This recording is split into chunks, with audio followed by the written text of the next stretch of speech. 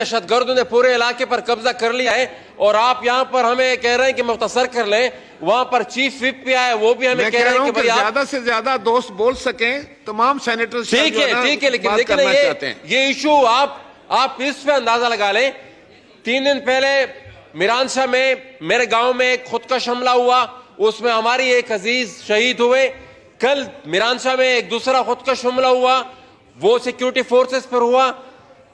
2 دن پہلے لکی مروت کے ایک پولیس اسٹیشن پر رات کو طالبان نے حملہ کیا اور وہاں پر 4 پولیس والوں کو اس میں شہید کیا. اور آج صبح وانا میں ایک اور حملہ ہوا, اور جتنا بھی پولیس اسٹیشن کا یہ جو وانا میں ہوا جناب اسپیکر, یہ وانا سٹی میں ہوا.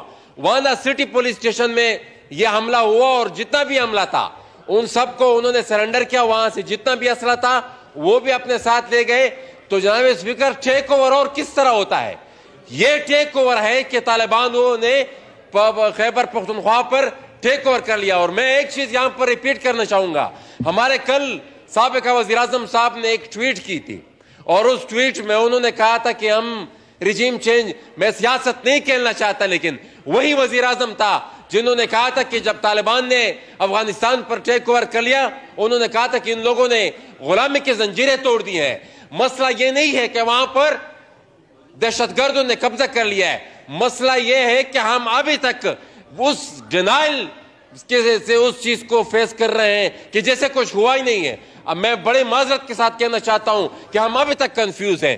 چند دن پہلے یہاں پر ہمارے وفاقی وزیر صاحب نے کہا تھا کہ افغانستان میں سارے افغان وہ مل کر لڑے اور مل کر ہی انہوں نے جنگ جیتی ہے. اگر یہی اب تک ہماری اپروچ ہے, اگر ہماری اپروچ ہے, تو ہم دہشت گردی کا مقابلہ نہیں کر سکتے, نہ ہی ہم دہشت گردی کا خاتمہ کر سکتے ہیں.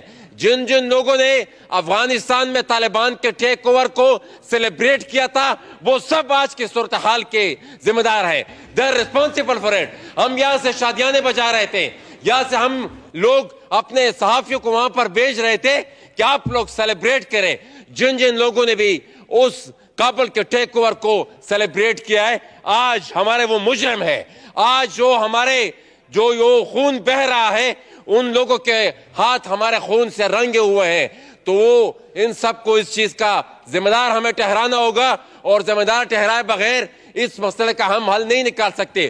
دوسری چیز, یہ جو مذاکرات کے نام پر ان طالبان کو واپس سوات سے لے کر وزیرستان تک بسایا گیا, جو لوگ اس میں ملوث تھے, جن لوگوں نے بھی اس فیسیلیٹیٹ کیا, جن فوجی جرنیلوں نے اس چیز کو فیسیلیٹیٹ کیا, ان سب کو بھی ہمیں کٹہرے میں کھڑا کرنا ہوگا, اور ان سب کا احتساب کیے بغیر ہم مسئلہ کا حل نہیں نکال سکتے. ہماری افغان پالیسی ابھی تک اسی 40 سال سے جو افغان پالیسی ہماری رہی ہے, ابھی تک اسی کا تسلسل ہے. تو اس افغان پالیسی کو ٹھیک کیے بغیر ہم یہاں پر نہ امن لا سکتے ہیں, نہ ہم دہشت گردی کا مقابلہ کر سکتے ہیں, اور نہ یہ اس طرح کے کنفیوز سگنل سے ہم آئے دن اپنے سیاسی ورکرز کو, اپنے جوانوں کو اور اپنے پولیس اس کو ہم مرواتے رہیں گے, اور مسئلہ ٹھیک نہیں ہوگا. اس چیز پر ایک سیریس ڈیبیٹ کی ضرورت ہے, لیکن میرے خیال میں وہ سیریسنس آج ہمیں نظر نہیں آ رہی. اور دیکھیں ایک You made your point. محمد طاہر بزنجو صاحب. اوکے, داوڑ صاحب پلیز کنکلوڈ کریے. محسن داوڑ.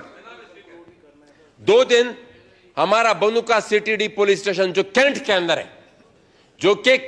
اندر ہے, وہ اس کو انہوں نے ہاسٹیج بنائے رکھا تھا. میں نہیں سمجھتا کہ پاکستان کی میڈیا میں جتنی اٹینشن اس چیز کو دی گئی تھی, جتنا سیریس وہ مسئلہ تھا. پرنٹ میڈیا بھی ہم نے دیکھا, الیکٹرانک میڈیا بھی دیکھا, اور پاکستان کی سیاسی قیادت کا جو رد عمل تھا اس پر, وہ بھی ہم نے دیکھا. کہ میرے خیال میں پختونخوا پر جب تک آگ لگی ہو, کسی کو کوئی پرواہ نہیں, لیکن یہ آگ میں اگین بتاتا ہوں کہ یہ آگ لگے گی نہیں, یہ اٹک پار جائے گی. Thank you.